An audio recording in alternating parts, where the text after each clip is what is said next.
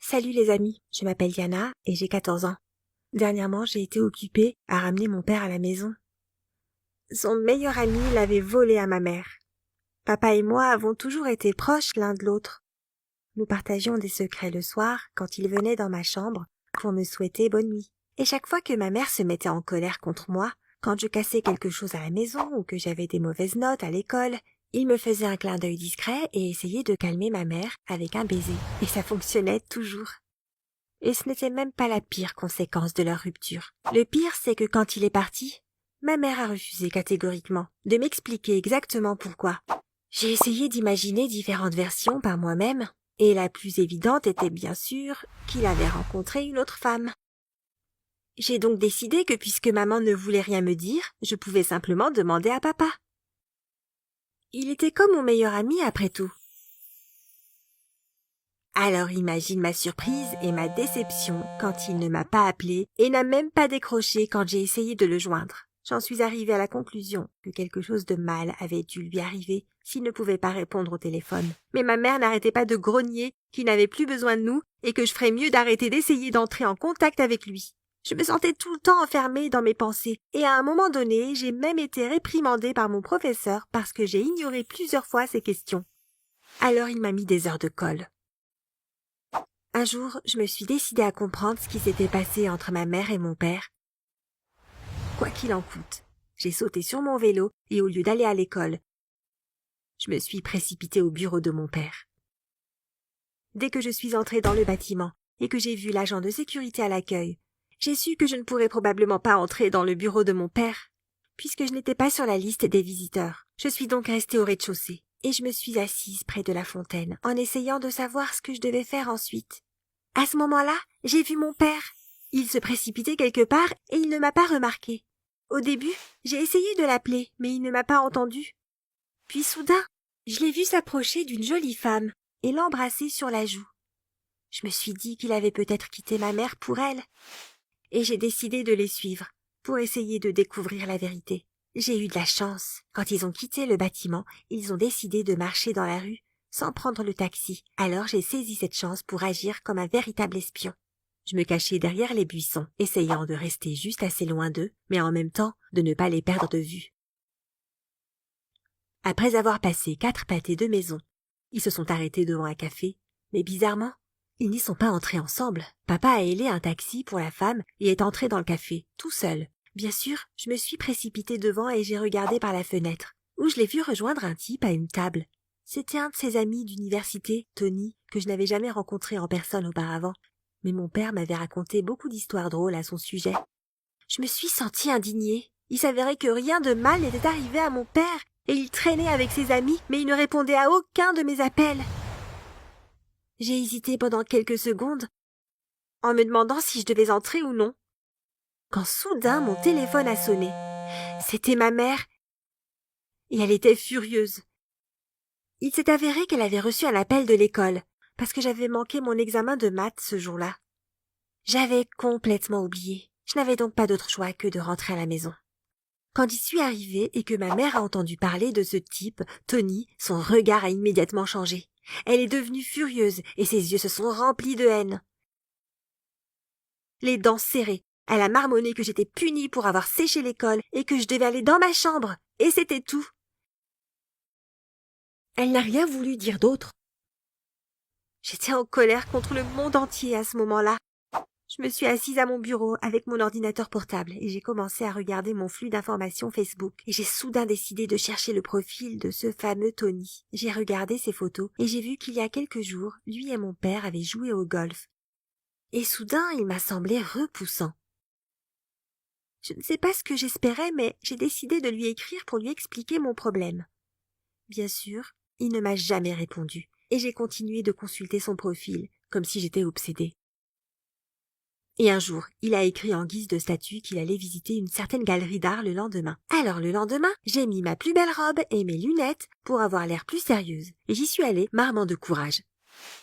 Je suis prête à parier que personne ne pourrait jamais deviner ce que j'y ai vu. Dès que je suis entrée dans la galerie, j'ai remarqué Tony à l'autre bout de la pièce. Soudain, j'ai vu mon père s'approcher de lui. Et, oh mon Dieu! l'embrasser sur les lèvres. Cette vision m'a tellement estomaquée que j'ai bousculé une femme qui tenait un verre de jus de fruits et elle l'a renversé sur moi. J'ai commencé à m'excuser, elle aussi, et elle a même essayé de m'aider à nettoyer ma tenue avec son mouchoir. Bien sûr, toute cette agitation a attiré l'attention de mon père. Il s'est précipité vers moi et avait l'air heureux, mais un peu gêné, et a dit que je lui manquais beaucoup et qu'il était très surpris de me voir là. Je ne savais pas quoi lui dire et j'ai simplement regardé Tony, qui se tenait toujours sur le côté et souriait à moitié en nous regardant. Soudain, mon père a compris que j'avais vu leur baiser. Son visage est devenu pâle et il a commencé à dire que nous devions parler. Mais je n'étais pas prête pour ça à ce moment-là. J'ai retiré ma main de la sienne et je me suis enfuie. Quand je suis rentrée à la maison, j'ai compris que mon père avait déjà appelé ma mère et lui avait raconté tout ce qui s'était passé. Elle m'a serrée dans ses bras et m'a finalement révélé la vérité sur sa séparation avec mon père.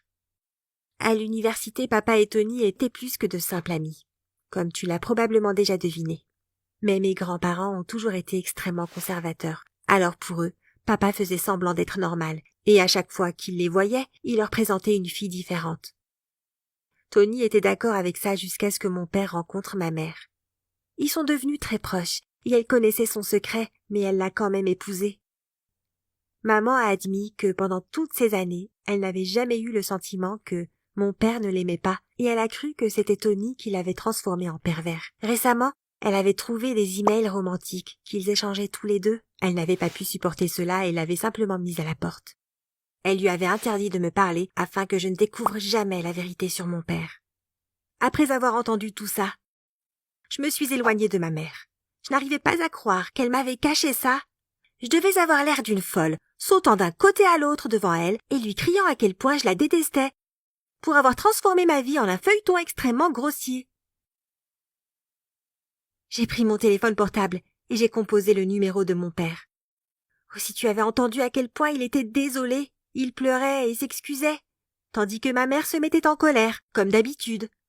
Je lui ai crié dessus, lui demandant de se taire, parce que ses cris couvraient les mots de mon père, et puis elle s'est précipitée furieusement vers moi. Et, mon Dieu, je jure que j'ai cru qu'elle allait me frapper. Le lendemain matin, j'étais déjà assise dans la voiture de mon père avec un tas de mes affaires. Je ne voulais pas rester avec ma mère plus longtemps. Mais ce à quoi je ne m'attendais pas, c'est que mon père vivait en fait chez Tony. Dès la première seconde où je l'ai vu, j'ai senti que Tony n'était pas content de m'avoir avec eux. Je pense qu'il était jaloux. Je sais que cela peut paraître étrange, mais crois-moi, chaque fois que mon père et moi voulions regarder la télévision ensemble, par exemple, Tony mettait de côté toutes les choses qu'il avait à faire et se joignait à nous. Et puis, il essayait toujours de s'asseoir plus près de mon père que je ne l'étais. Ou bien à chaque fois que mon père et moi étions sur le point d'avoir une discussion secrète, quand il venait me souhaiter bonne nuit, comme il le faisait avant, Tony inventait inévitablement un prétexte urgent pour lequel il avait besoin de l'aide de papa. Mais le pire, c'est quand je devais rester toute seule avec Tony. Il disait toujours que j'avais fait quelque chose de mal. Par exemple, que j'avais mal chargé le lave-vaisselle, ou que j'avais pris la mauvaise couverture quand j'avais froid en m'asseyant devant la télévision, ou même que je ne devais pas m'asseoir en tailleur sur ma chaise. Un jour, quand mon père est sorti pour répondre à un appel et que Tony a fait un énième commentaire sur mon comportement, je n'ai pas pu le supporter. Et je lui ai dit qu'il ferait mieux de se taire, parce que c'est lui qui avait détruit ma famille.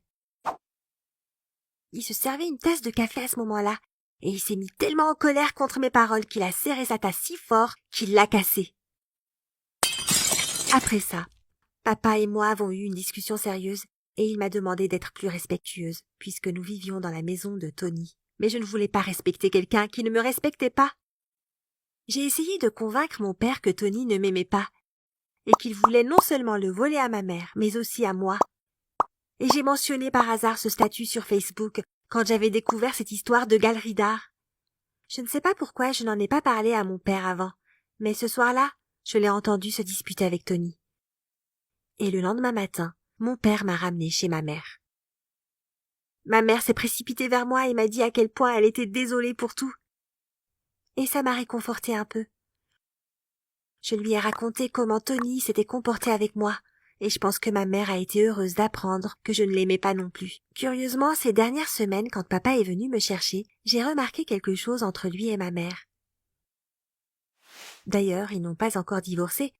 Alors peut-être avons-nous encore une chance de redevenir une famille. Qu'en penses-tu? Partage tes réflexions dans les commentaires et n'oublie pas de mettre un like à mon histoire.